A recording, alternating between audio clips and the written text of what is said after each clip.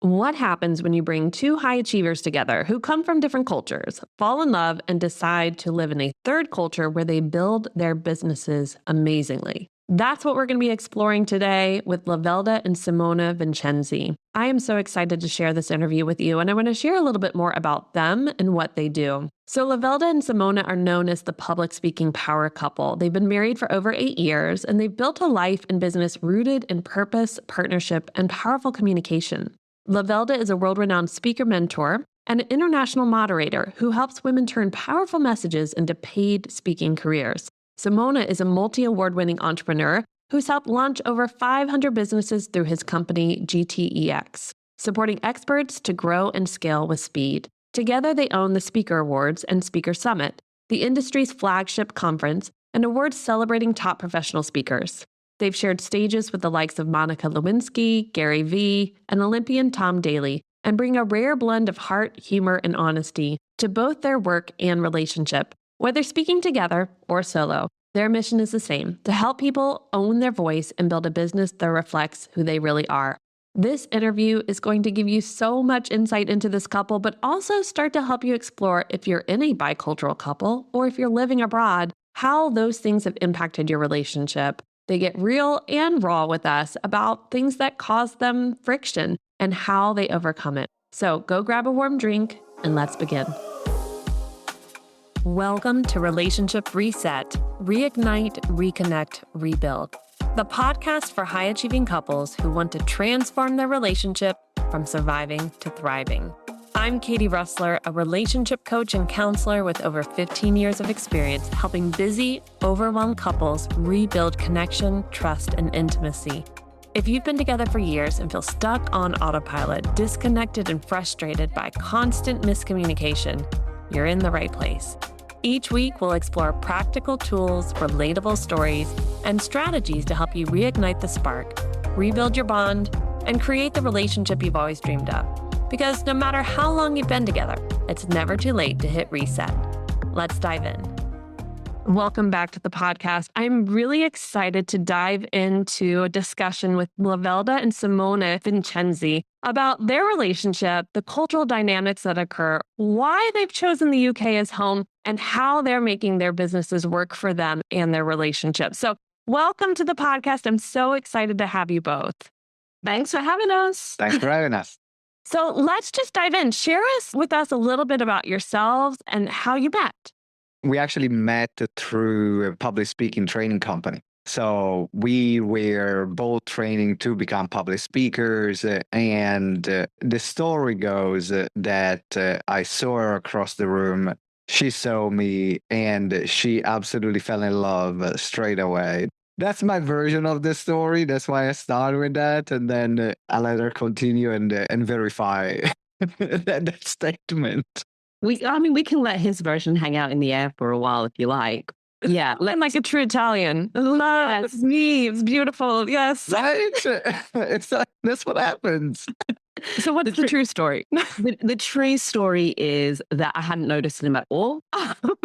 And he pursued me for several weeks, maybe it was about 6 weeks, before I eventually caved in. So that's kind of how we ended up here. So I've always thought, like, he's a great guy. And I was like, we could be friends, but there's never, ever going to be anything more than that. And I suppose the joke's on me with that one. Well, I was friend zoned very early. I was friend zoned very, very early.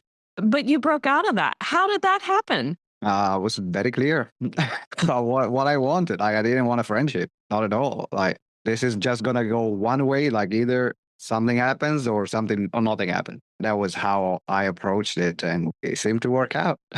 What did you guys fall in love with about each other in the beginning? I think, ironically, because I was less interested, I also spent a lot of time, sounds really bad. I spent a lot of time doing an anti-sale. Like, here's all the reasons this is a really bad idea. And so in some ways, what that meant is that all got out of the way really early. So there wasn't really, at least for me, there wasn't a pretend phase. There wasn't a trying to impress you phase. If anything, I was trying to like put you off. And the fact that we got along so well in between, I think what that meant is a much deeper friendship started earlier before anything else built on top of it. And I think that's actually been part of our saving grace in some ways, that we had this period where I wasn't trying to convince him that he needed to be with me. I mean, he was trying to impress me, but I was really not I wasn't trying to impress him at all. If anything, I was trying to do the complete opposite. So he got the good, the bad, and all of the ugly right out the way up front. And he seemed to still want to hang around. So I was like, okay, fine, let's give this a go and see what happens. Might as well. Exactly. Like for me, I really liked her physically. So that for me was a big check already ticked. But then because we spent months hanging out, then I got to know her for her personality and for who she was and for who she is. Now, what I think that also what helped is that she made it very difficult for me, and where things normally were not as tough. Mm-hmm, mm-hmm. And so she made me work. Instead of, oh, we're going out and we're sleeping together the first or second night, it's been, no, actually, let's get to know each other. Let's hang out. And I think that through that process, I got to know her for who she is, the standard that she has. And that's what I fell in love with when I was like, okay, no, this is worth the pursuit. Like, let me give everything that I've got. And if it doesn't happen, doesn't happen. But at least I can give it everything here. Oh, the game. It was fun. And you fell in love in the process, both of you. So I think that's amazing. Now, you guys are based in the UK, but we've got Italian blood and Caribbean blood. How did you end up in the UK? That's a good question. I mean, we both had completely different journeys. His was probably a lot more straightforward. So my heritage, I was born in the Bahamas. My family's from the Turks and Caicos. I moved to the Solomon Islands and Papua New Guinea. And then I moved to the UK, and I've been in several different parts of the UK. I did my A-levels in one part, my university in another part. So I just bumbled around a lot and ended up in London. So that was my journey to London. So I've been in the UK since 1996 in various different parts of the UK. So I had a complicated one. The Brits are all like, you went from islands to here to this island that's cold and gray and rainy. What? And then Italy as well. So you guys, there must be something about London that feels good, right? There must We're be looking for somewhere. We're looking for somewhere exotic. That's what. Very different from what you grew up with. Yes, yes.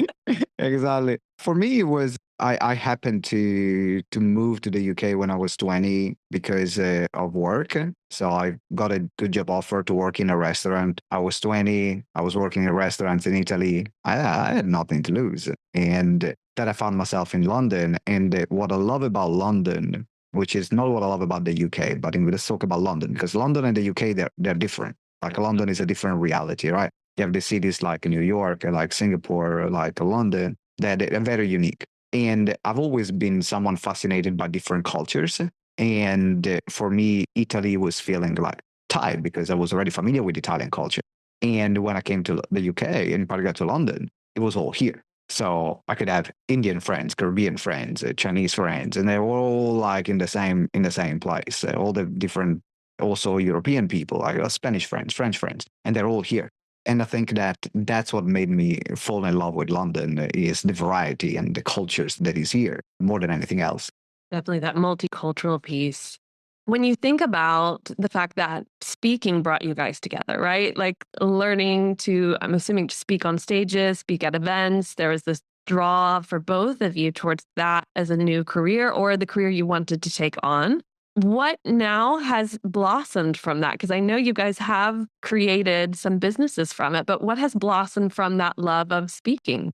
I think we realize we do it in different ways. And so I think there's some beauty in, there's frustration in being in a similar industry, but there's also a lot to learn from being in a similar industry. Because I've always got my buddy that I can go, okay, what did you think of this?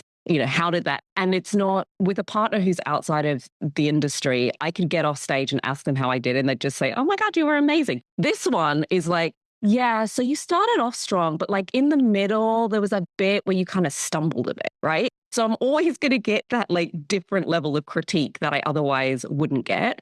But there's also an understanding, because when there's that much movement and that much travel, I think once you've both experienced the same pressures, it's a little bit easier to sort of understand why somebody's burning the midnight oil or why they've taken a gig three in a row or whatever it is, because you just kind of get the opportunities are here now, so we're going to run with them. And so in some ways, that's also quite helpful to have that shared experience, that it doesn't, that part at least doesn't necessarily create a conflict. There's a shared lived experience of what it means to be in the speaking industry. Yeah, I can say the same. I can totally say the same on that. And also, it led to having a business together, which is the Speaker Awards and the Speaker Summit, which was born from the common passion that we have for the speaking industry and really approaching it as an art, really getting serious about it. Because I think that there is the assumption sometimes that, as long as you can hold the microphone, you are a speaker. And actually, it goes way deeper than that. Like in any profession, you can decide to do a surface level or really get in the trenches and understand the different nuances and dynamics of the industry and master your craft and your art. And that's how we both see it. That led also to have like a business together where we award the top speakers in the industry. And also we connect them with the bureaus and agents. And that's what the Speaker Summit and the Speaker Awards are about. That's amazing. I love how you said we have this common passion. We're honest with each other. We strive to help the other get better at it.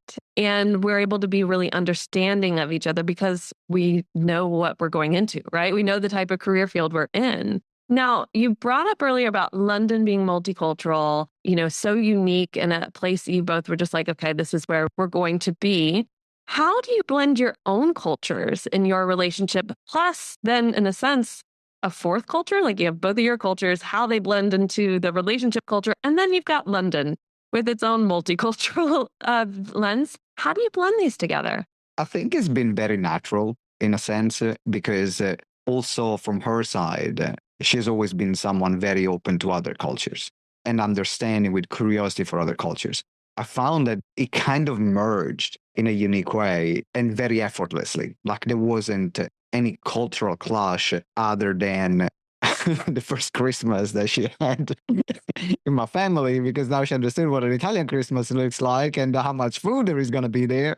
That's going to be, or my first Christmas at her family, where music is a huge part of the Caribbean culture and people are dancing, while in Italy, people are just eating and sitting down. The Caribbean Christmas is very different. Music is there, people are boogieing, they're vibing. And one thing that really helped is because I love Caribbean music. I love island music. I love music with a beat and with a rhythm. And I found myself at home or just already because of that. And that really helped the integration of the culture. And I think the final part is that the Caribbean culture and the Italian culture have a lot of shared similarities and common values, more so than with the British culture.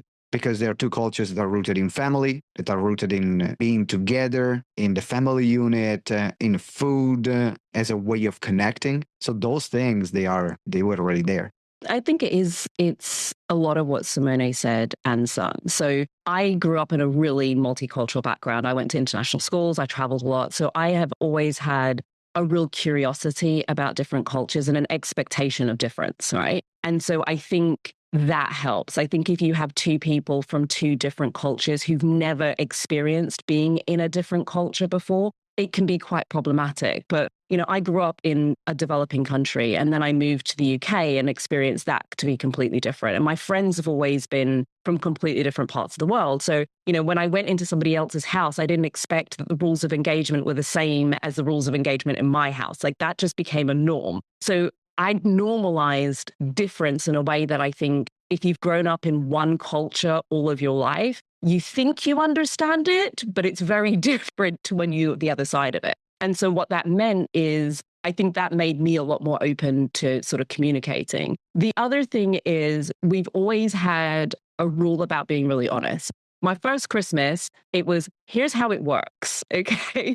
I'm not going to let you come in here, be shocked and get yourself into trouble. So this is how it works in my family. It might not work with the same in all other Caribbean families, but there's almost like a prep meeting that happens in the lead up to certain scenarios so that the expectations are really clear. So it'll be silly things like in my culture, when it's my aunt or uncle, the expectation is that I say auntie, you say auntie. Right? You don't get to call them by their first name because that's perceived as being quite rude. It's an older person. It's a relative. If you hear me say auntie, then that's your auntie now too. If you hear me say uncle, that's now your uncle. It doesn't matter what they look like, because some of my aunties don't look anything like me because that's my mum's best friend, but that doesn't matter. That one's auntie too, right? I get it doesn't make any logical sense, but that's just how it is. And so basically just follow my lead on this and never call, you don't need to know what their first name is. It's irrelevant. They're auntie this and uncle that, period, right? And so that took a little bit of getting used to,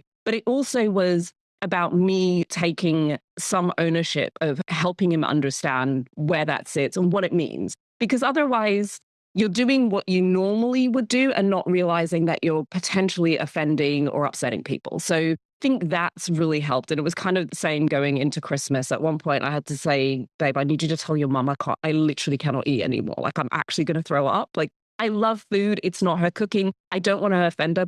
I cannot eat anymore. I just had 5 courses last night and she's trying to feed me another 3 this morning. Like, it's not going to happen. Yes, I understand this problem.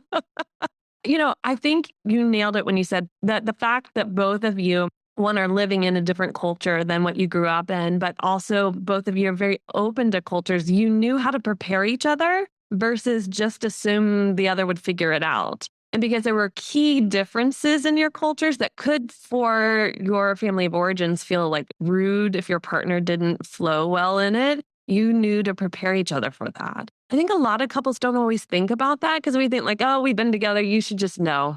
You'll figure it out as you go. Honesty is perfect. The honesty that you guys brought to the beginning of your relationship and Christmas and everything sounds like it really helped for the adjustment process to be a lot easier than it could have been. It is. And also, if you're going to go in where it's less comfortable, I've got a side of my family from my father's side where they are far right, like politically. Yep. So you have a lot of things like, against immigration, against people of color. And I had to have a conversation with them at our wedding. It's like, hey, if I hear one comment, like, you lot are out. So this is the part that is the often the things that are not shared, but it happens as well, where you have a side of the family where maybe they don't really resonate with different cultures, or they're very close-minded. And I have both in my family. I got the incredibly open-minded from my mom's side, and then the more like far right, this is just us. Everyone that is different doesn't belong here, from my dad's side. And being able also to navigate that situation, it was really important because I will not allow any comment or anything that could make my wife or her family feel uncomfortable in those situations. And so that also was ironed out. And it's fine. Like, the situation is not a problem because she's part of the family. But that was an uncomfortable conversation that I had to have as well. That's another piece, I think, to multicultural relationships. We don't think about how we will have to kind of coach our families on the differences and adjustments and the appropriate things to say or not. Or even, whether it be skin color or political view or whatever, it's more about sexuality and things like that, that's their opinions. Great, stay to the side, but it will not impact your relationship. It doesn't get to cross the borders. So having those boundaries, they're not easy to draw though. And it's a fine balance. It's a fine balance between allowing people to be themselves and not taking sides. So some of it is, look, you've had the information. Now that I've told you, if you decide to go in a different direction, you're going to feel the wrath and I'm not defending you. Like, at this point, you're on your own because I tried. Like, I tried to warn you. Now, if you go off and you keep forgetting this and you put your foot in your mouth, it's now not on me. And I'm not even going to try and defend that behavior anymore because that you had forewarning about what this should be like. And so I think there is that balance of, I'm not wanting you to be like me. I don't need you to embrace everything about me, but there are certain things where culturally, I am going to need you to kind of I get it doesn't make any sense to you, but these 3 things are really important. And I think it's understanding what are the actual deal breakers where it's worth your partner making an adjustment and having that conversation. And where do you need to go back to your family and tell them they need to make an adjustment because you know what? That's how this person is. That's their culture. They're bringing it in here. It's multicultural. We're going to have to shift ourselves around a little bit. And I think there's got to be a bit of give and take on both sides, allowing both parties to have an understanding of each other. And without that, it becomes quite problematic. Thankfully for us, our families get along like a house on fire. Like, sometimes I feel like his family, my family, like him more than me. There's times my mum is defending him harder than she's defending me. And I'm like, Mum, come on now. Go mother-in-law. She goes, I still like you, but come on, like you should allow him to get out of my marriage, Mom. You're not helping me here. This is the beautiful part is all the family gelled together very well from every side, and we don't take this for granted because we know that a lot of problems within a relationship they can happen just because family not liking each other or not liking the husband or the wife, and there are these dynamics where now you have to choose between your family or your husband or your wife, and fortunately, it's not the case for us. Actually, our families We have, though, had one golden rule from the beginning, and that is if there's a problem with your family, you deal with it. So if I don't go and express any dissatisfaction, frustration, anything like that with his family, and he doesn't do it with mine. Mm-hmm. So what that means is if something's come up, I have to go and manage my family, right? So it's like I manage my family, he manages his family. And I think what that means is it helps to mold those sort of dynamics. I think where a lot of problems can come in is when somebody's having to defend themselves against another family dynamic and the partner isn't backing them up. So there's certain things where I don't get to call your family on certain behaviors. That's your job. If we agree that this is not the right line, you have to go in and tell your family, and vice versa. If we're not going to go somewhere because we don't want to go, I have the job of going and telling my family that, right? So because of that, it's meant he's always the interface to his family, and I'm always a primary interface to my family for difficult conversations. That doesn't mean he has his own independent relationships with everybody in my family and vice versa. But I think when you've got those contentious issues, it gets really problematic when you're expected to defend yourself in front of somebody else's family. And those dynamics are so deep-rooted, you have no idea what you're dealing with. It's a minefield. And so in those spaces, I'm like, you know when to say it and how to say it. And, this is what we agree the party line is. Now you go out. You're the spokesperson on this occasion.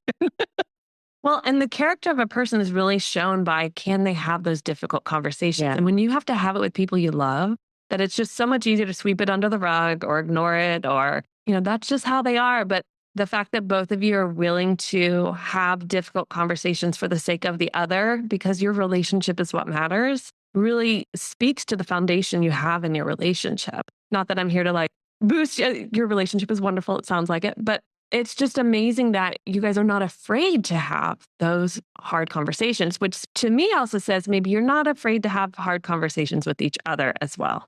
Do you find that honesty is one of your traits in being able to have difficult conversations? I do expect arguing happens. I'm very familiar with both of your cultures. So I'm sure there is some I don't like that. I don't like that.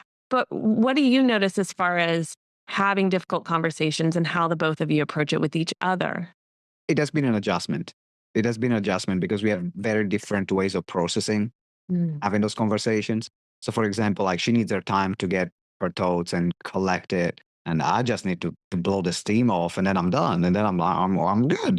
I said what I gotta say. Now I'm done, and then she's thinking about it. So I think I needed to learn how to calm my Italian fiery side that will snap at things, something happens, and for example, for Italian people, raising voice is cultural. If I have an argument with someone, I might not even be angry or be upset to raise my voice. It's just part of, I remember, just part of how we communicate. I have a conversation escalates, everyone talks over each other, and then the volume raises up, and that's normal. It's perfectly fine in the Italian culture. There is no warning sign on that. And I remember when the first time she saw me having a conversation with my mom, I think it was you or your sister, then they were saying, are they arguing? It's no, Yeah, it was my sister. Right. His mom was visiting, and my sister's like, are they having a fight? And I'm like, oh, no, they're not fighting. And then about 5 minutes later, she went, they're fighting now, though, aren't they? And I went, the shift is there. Right. There is a shift there. But to that point, something that was a big no, a deal breaker for her is me raising my voice. Yeah. That will completely cause it for her to completely shut down. And I had to learn to calm myself down and not to be as responsive in that way so that she could have the space to process her information, to process the feelings, and then have the conversation at the right time. And so that was an adjustment that we had to make. And for her also to learn that if I do it, I don't mean bad. Like if that slips, it's like, okay, it's not that big of a deal. And for her to be able to understand it and process it within herself. So that has been a big adjustment, for example. Cultural autopilot is like, I promise I'm not trying, but here it comes. I think there's wisdom in learning how to argue, which sounds like a weird thing to say. Some of it's cultural and some of it's just different ways of processing. So on the one hand, Simone has this cultural thing where he'll just get very animated. But the other thing is he'll ask for a conversation he's not actually emotionally ready to have.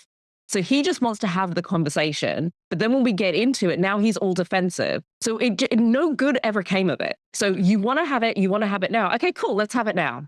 But I didn't do that. Well, what are you saying? Well, you don't even want to listen. Like, you are not emotionally in a place right now to be able to process your part in this. So no good is happening from this conversation. We're trying to move forward because you just want to get it off your chest.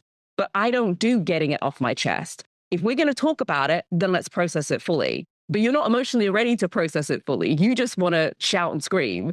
And I just have to absorb all of that, right? So I think some of it is just our different ways of processing in that way. And it took a while for me to say, the issue is, even if I did talk to you about this right now, you're so defensive that we end up having to have the conversation again later when you've calmed down a bit so you can go, yeah, you actually had a little bit of a point there. I understand this is why I did it. And I can kind of go, oh, okay, I can see how we ended up here. But otherwise, no effective conversation happened. It was fighting for the sake of fighting. Nobody's any better off. I'm more angry. He's more frustrated. Now we're not talking to each other for longer, when it was just better to say, we're going to pump the brakes.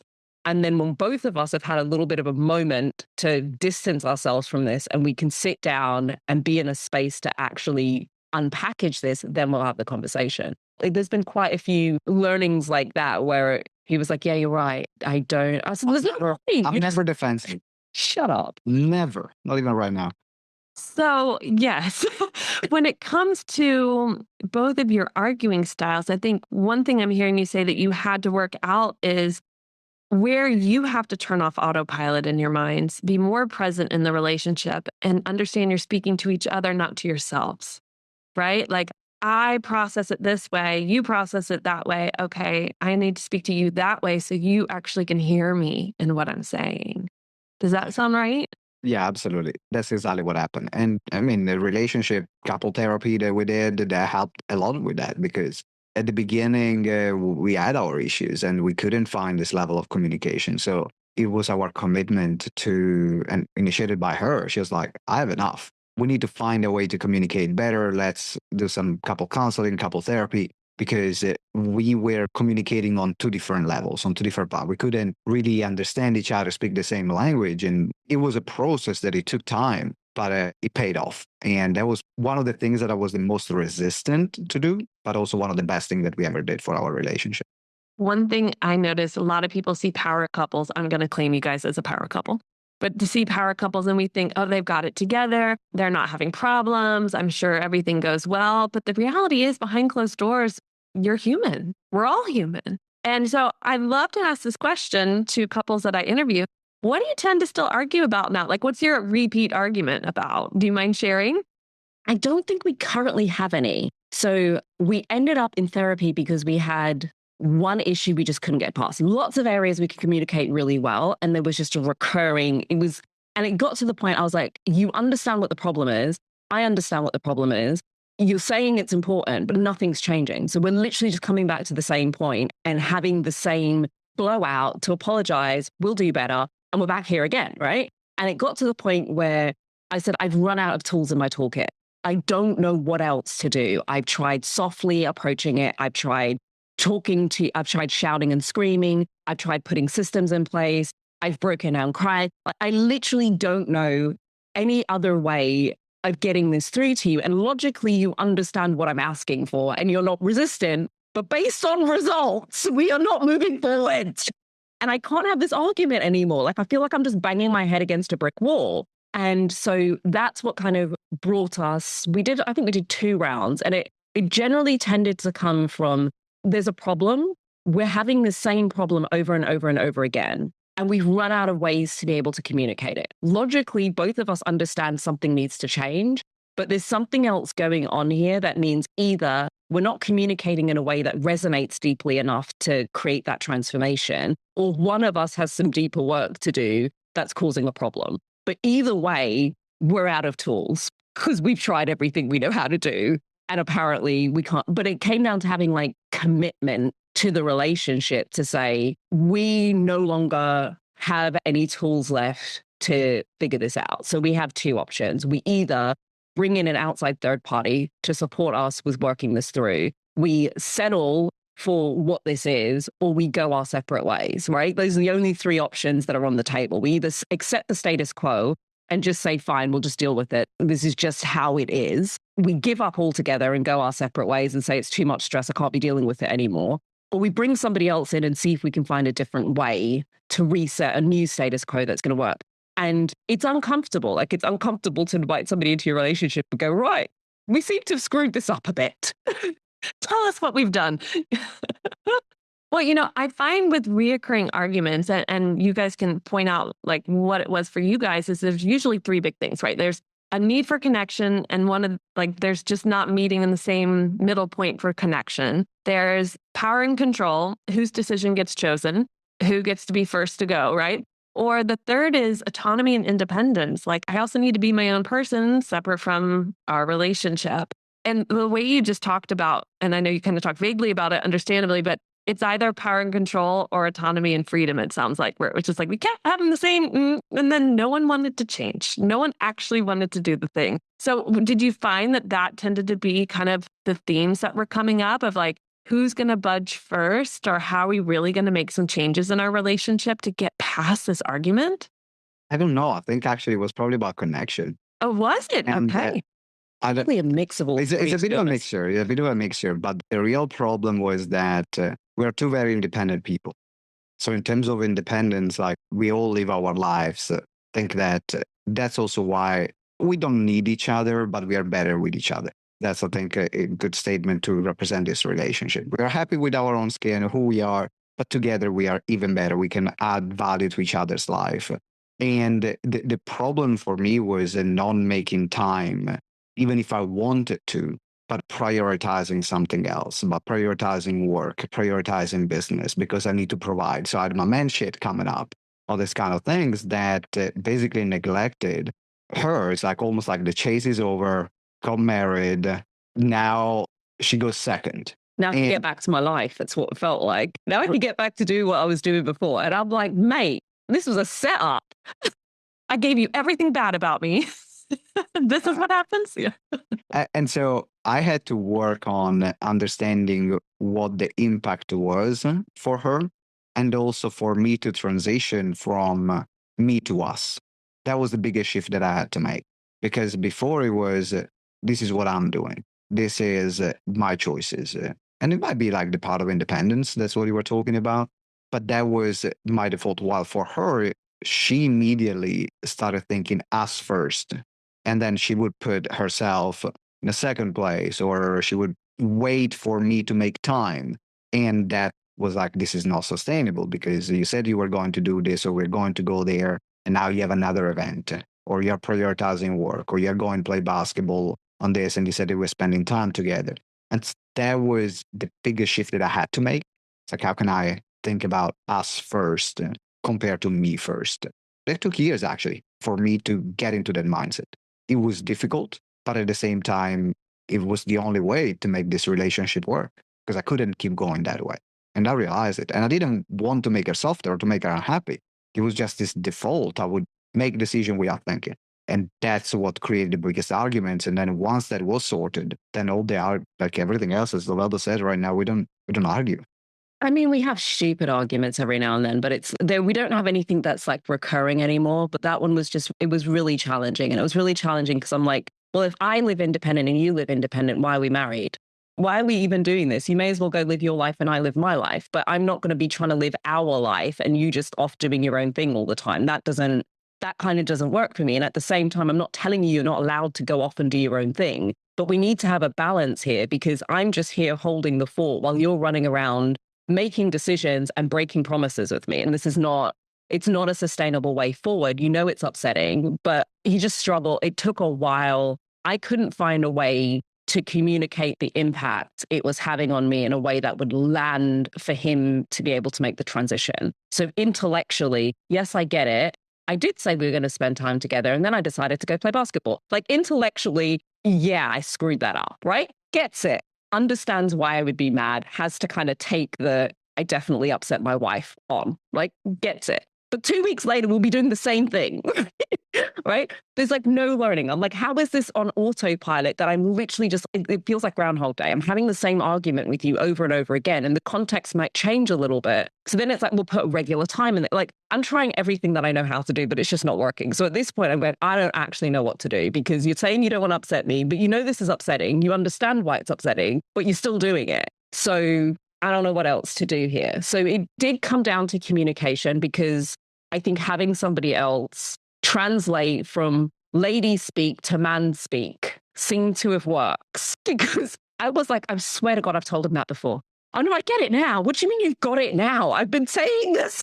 Like it was just planting seeds, hoping one day. No, thank you guys for sharing so openly about this. This is a repeat for many couples, and they need to hear that this happens, and that this disagreement and inability to actually speak in the way that our partner receives it.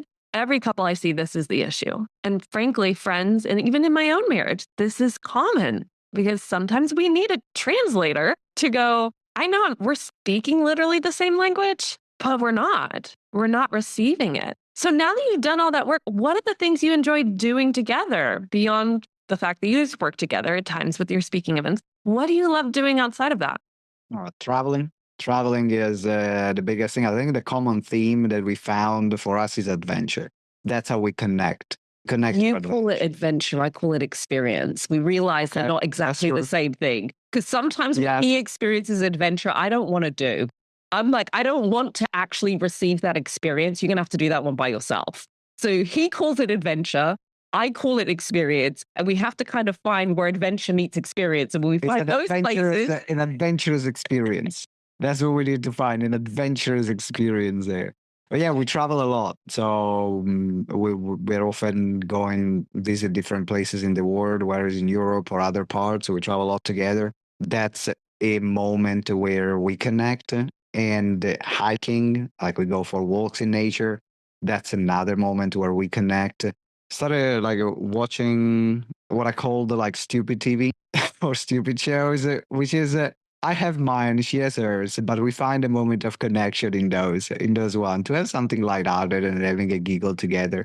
So these are what I found are the things that bring the most joy to our life. Yeah, it's normally going out and trying to find like really interesting, unique experiences. We also spend a lot of time with family as well. So, and I think that's been important across the board. So not just individually, you know, Simone going to Italy and spending some time with his family, but we're also very conscious that it's, some of the trips are just him, but some of them have to be both of us, you know, like, you know, I think it's important to kind of keep those connections between our families. And when we can create those points where we can bring everybody together, we quite enjoy those as well. Our families have a good laugh together. They're equally as crazy as each other, to be fair. Mom doesn't speaks barely, speaks some English. It takes a while for her. She can understand some words, and she does her best to make some effort. So, but even my mom with her family, like she loves one of her sisters in particular that they cannot even communicate with each other without a translator, but they are like, this is surreal. And having those moments where we can exchange cultures and they can learn from each other. So for example, my mom loves to learn about like food and how to cook. Like if whether it's British food, which is fascinating. No one finds fascinating British food in the world. You mom just find food fascinating. But the same with my sister. My sister and his mom just love food. So the last time she was over, I was like, do you want an Italian cooking lesson from an Italian mama? She's like, okay, then. So the two of them are in the kitchen. How I ended up being translator, Lord knows. So it was the blind leading the blind, leading the blind, but they had a good time. I love that they all are attracted to each other's energy. Like it doesn't matter you speak the language or not. It's the energy of a good person. You want to be around them. How do you guys bring into your relationship the music, the food, and the humor? I think we're both just naturally a bit silly. I mean, my mum was always saying to us, you two are just a bit crazy. So we're naturally a little bit silly. Both of us just love food anyway, right? So, when we travel, we've now started doing food tours. It's like one of the funnest things for us to do. We love getting places, get into a restaurant, give us the local food. So that was always common. Culturally, we both love food. So that's never been problematic. And I swear this man was supposed to, how he went to my cousin's wedding and the DJ's on the wedding going, oh my gosh, look at this guy dancing, He's like, yeah, y'all didn't expect this from me. So the music thing was never problematic for him because the music comes on and he's like, I love me some dancehall. I love myself some soca music. So it comes on and he's right out there. My relatives are like teaching him some of the moves and he's like, and they're like, oh, okay, so your hips move. And he's like, I don't know where I got him from, but this man just loves a dance floor. Half the time he's on it and I'm not. So that was never a problem anyway, because he's just always loved that sort of music with a beat. He loves drums. So for him, he's like, oh, there's carnival? Can I go to carnival? So none of that stuff has ever really been too much of a problem. I love food and I love wine. So Italy and me are good friends. Yes. So it sounds like it was like a natural fit. Like there was never a, hey, for this holiday, I'd like to incorporate this. It's like, of course we will. This is normal. This is part of who we are. Never forced. Never forced. The music is playing. One of us is going to start it. We both have a good sense of humor. That's also one of the reasons why I fell in love with her, is because she makes me laugh.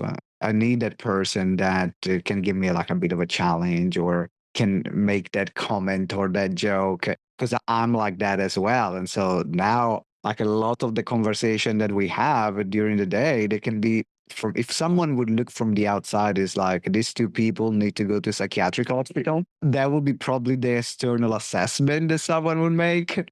But that's what makes our relationship special. We're always laughing or having a joke while having some food or having a drink together. So it was very natural merging our personality and our culture. Beautiful. I want to commend you both because you're in an industry that takes effort and work and self-improvement, right? And your relationship from the beginning took work and personal growth and self-improvement, and it has paid off. And it's just amazing to interview you guys and hear your story. And thank you for what you've been able to share with us. I feel like I'd ask you like 25 more questions, but we're going to wrap up. I'd love to share with the listeners a little bit more about what you're doing in your businesses right now and how they can connect with you. I mean, one place to go if you're running a business, this is my main business, is called GTEx, where if you want to sell through presentations and create an online presentation to sell, like webinars or live presentations to sell, that's my side, that's my expertise. So that's what I help my clients with, so they can sell at scale. And that's the company GTEx, which they can find at gtex.org.uk. So it's gtex.org.uk. Or you have then the Speaker Awards and the Speaker Summit, which is the company that we have, which I mentioned earlier. And that's specific for professional speakers who want to grow their speaking business or be recognized for the work and the talent that they have. And so they can go to the speakerawards.com. These are the two places. So initially we started with two separate businesses and then he pulled me into this awards business. So we have separate businesses and then we have a joint business with a third business partner. So I started life as a professional moderator and host. So I get books for moderating engagements. Love it. Whether it's corporate, flagship events for companies, big, large conferences, product launches, love it. Love sort of the interviews, love the hosting. So that's where the bulk of my business comes from. And in doing that job, I recognized that as the stages I got on got bigger, the gender diversity seemed to go up in smoke. And so it frustrated me. And I started to learn that a lot of women had blind spots around the business side of building a speaking business. So the pricing, the negotiating, the positioning, the marketing, like how does this industry even work? So I have a number of different programs and services that I offer to women who are wanting to monetize their speaking. So they're normally speakers who've started out, they're stuck around the 1 to 2K mark, and they're ready to scale that up. And the best way of finding me, I'm on LinkedIn, Instagram, or lovelda.com. I like to keep things simple. All of those links will be in the show notes. So everyone can go and click and explore. And I'm so excited to know you guys. I hope we get to stay connected because it's watching your journey and hearing about it is just so neat. And just to see where things go for both of you, not just in your relationship, but in your businesses. will be fun to watch for sure. Thank you. I love to stay connected too. And thank you for the opportunity of this interview as well. I mean, this has been fun. We might do interviews together again. Yeah. Pass the test? Yeah, you're cool. Okay. That's good. Good. It wasn't so bad. Excellent. Well, dear listener, come back next week. And we're so grateful for the time that you've given us and listening to the words of wisdom from Lovelda and Simone. Have a great week. Thanks for tuning in to Relationship Reset. If you found this episode helpful, share it with a friend who might need it too. Don't forget to rate and review the podcast. It helps more couples discover these tools to rebuild their connection too. And be sure to hit subscribe so you don't miss next week's episode. It's gonna be a good one. Your relationship is worth the work, and the rewards, totally worth the effort. See you next week.